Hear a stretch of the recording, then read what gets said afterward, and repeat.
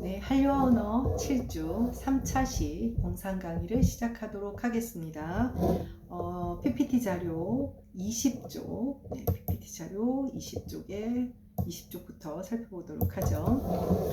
지난 차시에 이제 우리가 모국어로 이제 로마자 표기를 이제 사용하는 목적이 뭐냐, 그러니까 모국어의 표기 문자로 사용하는 경우, 그 다음에 발음 기호로 사용하는 경우, 표기 문자는 따로 있고 대외적인 효용을 위해 활용하는 경우, 이렇게 세 가지 목적이 있다고 했는데 첫 번째는 모국어의 표기 문자로 사용하는 경우죠. 우리나라에는 해당하지가 않습니다. 대표적으로는 유럽의 그 로마자 표기를 사용하는 모든 언어들이 해당하겠지만, 그런 기존의 여기서는 이제 좁은 의미에서 원래는 로마자 표기를 사용하지 않고 있다가 로마자 표기를 수용하는 경우를 좀 더 대표적인 경우를 살펴보고 있죠. 기존의 문자 체계를 포기하고 혹은 문자 체계가 없는 경우 로마자를 보조적인 수단이 아닌 전면적이고 유일한 표기 체계로 받아들이는 것을 의미를 합니다. 그래서 가장 대표적인 게 거듭 얘기했지만 1928년 아랍 문자를 버리고 로마자를 공식 문자로 공식적인 표기 수단으로 재정공파한 그 터키가 해당되고요. 그다음 또 루마니아의 경우에도 원래는 루마니아는 그 슬라버 쪽에 해당하기 때문에 키릴 문자를 사용하고 있어요. 같은 로마자지만 전형적인 로마자, 그러니까 우리가 흔히 말하는 알파벳으로 선택을 한 것이고요. 사실 이제 키릴 문자도 로마자의 범주 안에 들지만 우리가 아까 키릴 문자가 러시아 문자 떠올려 보면 여러분들도 느끼잖아요. 그래서 좀 더 보편적인 로마자를, 그러니까 알파벳자를 선택하게 됐고, 그 다음에 역시 그 슬라버 계통인 알바니아는 1909년에, 그 다음에 뜻밖에도 아일랜드 같은 경우도 1922년에 그러니까 그 영어 철자에 해당하는 로마자를 채택하게 됩니다. 네, 그 다음에 아시아의 경우는 21쪽으로 넘어가겠습니다. 아시아의 경우 유럽의 시민 지배 이후 로마자를 채택하는 경우가 이제 대부분의 경우였고, 베트남은 17세기 카톨릭 선교사들이 표기 체계를 고안을 이래 로마자의 바탕을 둔 표기 체계가 확립이 되었어요.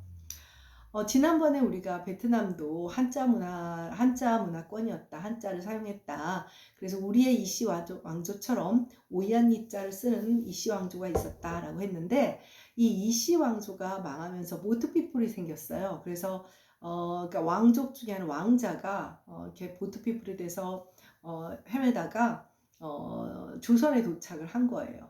그래서 이 조선에 도착한 다음에 호란 때 큰 공적을 세워서 임금이 화산이라는 본을 내리고 화산 이씨가 돼요. 그래서 우리나라 사람이 된 거죠. 근데 이제 베트남이 여전히 공산국가긴 하지만 우리나라랑 거래가 이제 국교가 다시 이제 정상적으로 회복이 되면서 왕래를 하면서 자신들이 이제 사라졌던 이씨 왕조의 후손이 한국에 살고 있다라는 사실을 알게 돼서 화산 이씨들이 베트남을 방문했을 때 아주 극진한 그 국빈급의 그 환영을 받기도 했죠. 참 그 유럽이라는 나라를 생각하면 그런 국가 간의 교류가 베트남과 한국 정도라면 참 다양한 교류가 있을 것 같은데, 아시아권은 정말 그렇지가 않아요. 언어적으로도 차이가 굉장히 많고 뭐랄까요, 혈통적인 교류도 거의 없고, 네, 그래서 아시아와 유럽 대륙의 그 언어와 문화는 참으로 그런 측면에서 차이가 많은 것 같아요. 필리핀 같은 경우도 공식어인 타갈로그어의 경우 식민 지배 영향으로 결과적으로는 로마자 표기, 그러니까 타갈로그어의 그 원래 문자를 버리고 로마자를 표기 수단으로 확립하게 되고, 그 다음에 말레이시아의 경우에도 14세기, 말레이시아는 좀 상황이 다른데요. 아랍 문자의 변형인 자위라는 표기 체계가 있었는데 영국의 영향으로 다시 영국식 로마자 표기 체계가 선택이 됩니다. 그러니까 아랍 문자 변형인 자위라는 표기 체계를 선택하게 된 것은 여러분도 알다시피 말레이시아가 이슬람 문화권이잖아요. 이슬람을 믿는 사람, 문화권이라고까지 말하기는 뭐하지만 이슬람을 믿는 사람들이 많다 보니 그런 표기 체계의 영향을 받고 있다가 이제 영국식 지금의 현행의 영어 철자식 로마자 표기 체계가 채택이 됩니다. 또 인도네시아도 역시 네덜란드의 영향으로 이제 로마자 표기 체계가 선택이 됩니다.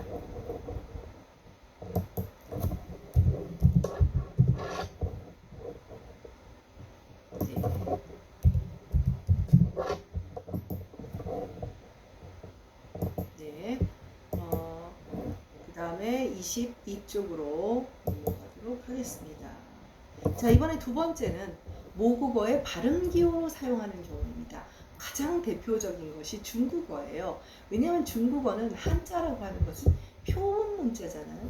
표문 문자니까 기본적으로 이 한자가 하늘 천자가 있다는 뜻은 하늘인데 음은 어떻게 된다는 것을 나타내줘야 되는 거예요. 그래서 이 음을 나타내 주기 위해서 로마자를 사용을 합니다. 병용표기라고 하죠. 네. 고유문자의 발음을 나타내는 기호로 로마자를 보조적으로 사용하는 경우다. 그래서 중국어가 대표적인 경우고, 특히 중국어는 방언에 따라 한자의 발음 차이가 너무나 크기 때문에 표준적인 교육을 위해서 표준 발음을 교육하기 위해서 굉장히 이런 어떤 그 로마자 표기법이 유용하게 사용이 됩니다. 그래서 18세기 이후 다양한 종류의 로마자 표기법을 이용해 오다가 1958년 현재 사용 중인 병음부호를 제정합니다. 병음부호라는 아마 중국어 배운 친구들이 있어서 알 겁니다. 심지어 일부 지역에서는 한자를 사용하지 않고 병음부호만으로 교육을 하기도 해요.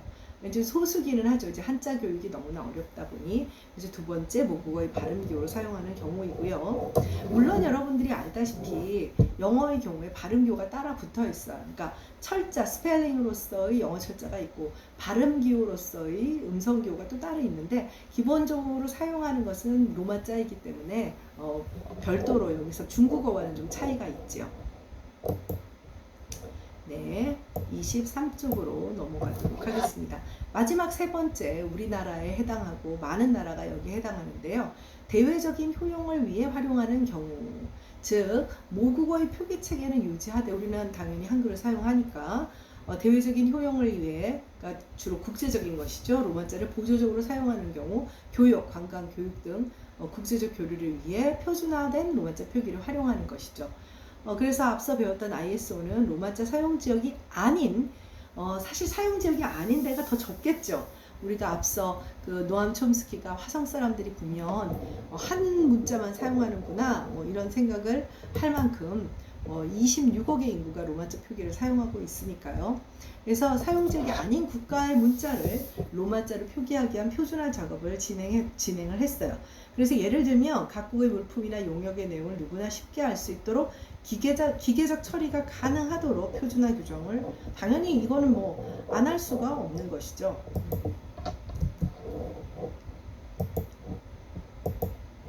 네, 그래서 1984년, 그러니까 이때 시작을 하기 시작해요. 표준화 작업을. 그러니까 그 전에는 좀 뭐라고 할까요? 중구난방으로 좀 사용이 되다가 1984년부터 ISO가 본격적으로 이제 표준화 작업을 시작을 하게 됩니다. 표준화 작업을 시작하게 되어서 2001년까지 10개의 문자의 표준화 작업을 완료를 하게 되죠. 그러니까 이제 개입을 하게 된 거예요. 그러니까 1984년에 아랍 문자랑 히브리 문자의 표준화 작업을 하고 그 이후에 차곡차곡 이제 한국도 그러한 표준화 작업의 시스템을 수용해서 정리를 하게 된 것이죠. 그런데 아직 여러분이 안 배웠지만 이 로마자 표기법에는 전사법이라는 게 있고 또 전자법이라는 게 있어요. 이걸 좀 뒤에 가서 배우겠지만, 그래서 같은 표준 체계지만 한국은 전사법을 선택하고 일본은 전자법을 선택했다는 것도 조금 차이인데 그 이유는 뒤쪽에서 설명을 하도록 하겠습니다. 네, 그다음 24쪽으로 넘어가도록 할게요. 자, 로마자 표기의 원리는 뭐 여러분들도 기본적으로 알고 있는 것이에요. 그래서 한국의 로마자 표기의 목적은 외국인으로 하여금 한국어를 몰라도 정확히 발음할 수 있게 하는 거예요. 우리를 위한 것이 아니라.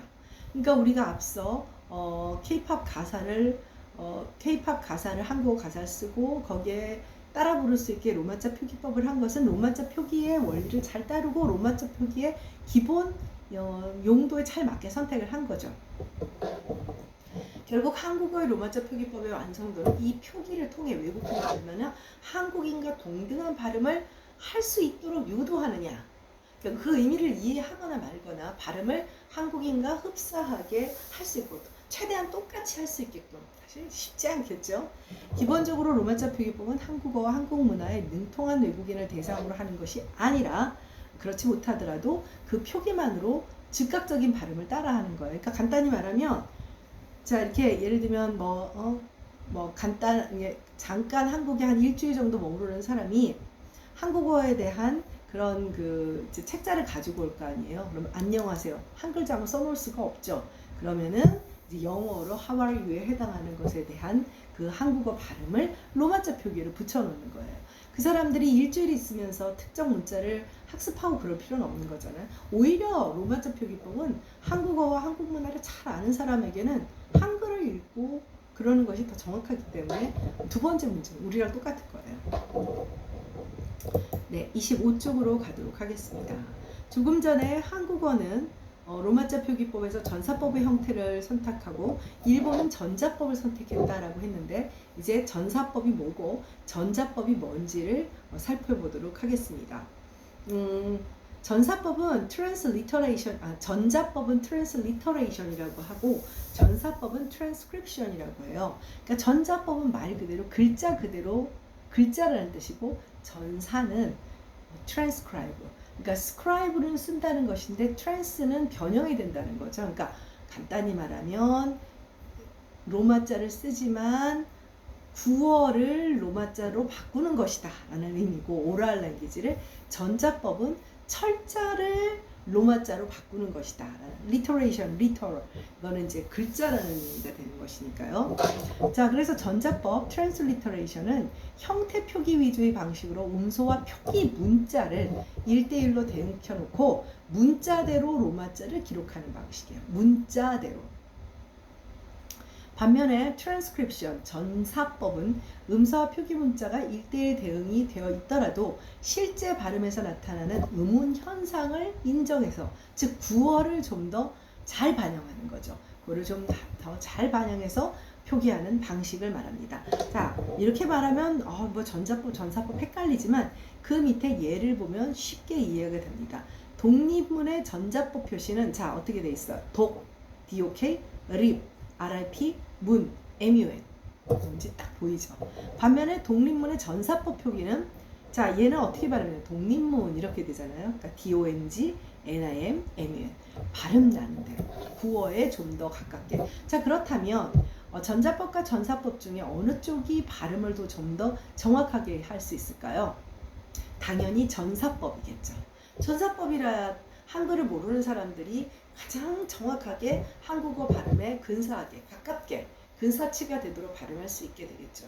그래서 우리나라 한국은 전사법을 택하고 있는 거예요. 그럼 일본은 왜 전자법을 택하고 있을까요? 자, 전자법과 전사법 중에 어느 쪽이 훨씬 더 표기를 전환하는 게 가까워요? 전자법이 훨씬 편하죠. 근데 전자법을 선택하는 경우에는 발음의 정확성을 좀 포기를 해야 돼요. 자, 일본은 왜 가능하냐? 일본은 여러분도 알다시피 음절 구조가 단순해요. 음절 말음, 받침으로 표기되는 종성이 없어요. 오픈 실러블, 개음절 구조죠. 가나다라 마바사예요. 간단히 말하면. 근데 기본적으로 한국어의 경우에는 종성이 있기 때문에 자음 동화도 있고요. 유음화도 있고 여러 가지 음운 현상이 있어요. 말하자면 표기대로 발음이 안 된다는 얘기예요. 반면에 일본어는 받침이 종성이 없다 보니 거의 문자 그대로 발음을 하는 셈이 돼요. 그래서 일본은 전자법을 선택하고 한국은 일본이 아니라 한국은 전사법을 택할 수밖에 없는 거예요. 만약에 우리가 전자법을 선택하면 상당히 발음에 해당하는 부분은 포기해야 되겠죠. 그럼 외국 사람은 어떻게 했어요? 독, 르, 문 이렇게 읽을 수밖에 없는 것이죠. 아주 자연스럽지 못한 발음이 되니까 한국은 어쩔 수 없이 전사법의 표기 체계를 음절 구조의 복잡성 때문에 전사법을 선택하게 된 것입니다. 네, 그 다음은 26쪽입니다. 네, 전자법과 전사법의 장단점을 이제 소개하고 있죠. 전자법은 표기하는 이 로마자 표기법을 만들어내는 사람들이 있잖아요. 뭐 예를 들면 한국에서 로마자 표기를 받는 사람들은 뭐 국어학 전문가들이겠죠.